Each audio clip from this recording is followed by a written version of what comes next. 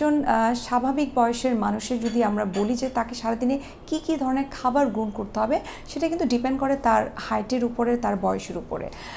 সুতরাং একটা মানুষ যদি 5 ফিট 2 ইঞ্চি বা 3 ইঞ্চি হয়ে থাকে, অথবা ছেলেদের ক্ষেত্রে যদি সেটা 5-6 ইঞ্চি হয়ে থাকে, তাহলে আমরা সাধারণত 1600 থেকে 1700 কিলো ক্যালোরির মধ্যে খাবার গ্রহণ করার কথা বলে থাকি। এখন অনেকে হয়তো এই ক্যালোরির হিসেবটুকু নাও বুঝতে পারে, কিন্তু আমরা পুষ্টিবিদরা সবসময় বলে থাকি যে যতটুকু সম্ভব আননেসেসারি কার্বোহাইড্রেট জাতীয় খাবার গ্রহণ করা থেকে বিরত থাকতে হবে। কিন্তু একেবারেই কিন্তু কার্বোহাইড্রেট বাদ দিলে চলবে না, কেননা এই যে আমরা বিভিন্ন ধরনের কাজ করছি সারাদিনে, আমাদের ব্রেনের মূল খাবারই কিন্তু হচ্ছে গ্লুকোজ, যেটি আসে কার্বোহাইড্রেট জাতীয় খাবার থেকে। পরিমাণ মতো এবং পর্যাপ্ত পরিমাণে শাকসবজি বা আমরা যদি ফলমূল গ্রহণ করি, ফার্স্ট ক্লাস প্রোটিন গ্রহণ করতে পারি, অর্থাৎ মাছ, মাংস, দুধ, ডিম, এগুলো কিন্তু আমাদের সারা দিনের যে রিকোয়ারমেন্ট সেগুলোকে কিন্তু ফুলফিল করতে পারে। পার কেজি বডি ওয়েট অনুযায়ী 1 গ্রাম করে প্রোটিন যদি গ্রহণ করে, তাহলে তার সারা দিনের যে রিকোয়ারমেন্ট সেটিকে ফুলফিল করা সম্ভব।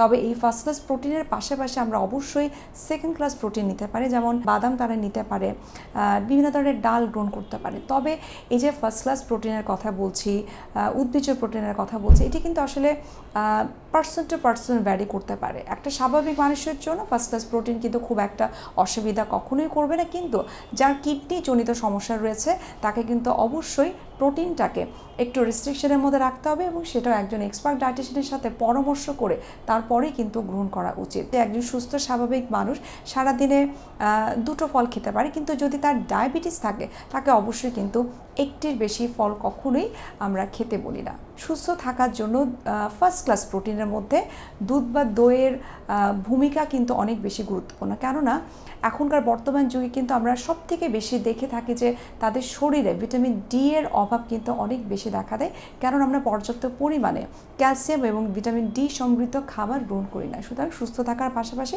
শিশুদের পাশাপাশি অবশ্যই বড়দেরকেও দুধ এবং দুধের তৈরি যে খাবারগুলো রয়েছে সেগুলো যদি গ্রহণ করা হয়, তাহলে কিন্তু ভিটামিন ডি এর অভাবজনিত যে সমস্যাগুলো রয়েছে সেগুলোকে কমানো সম্ভব।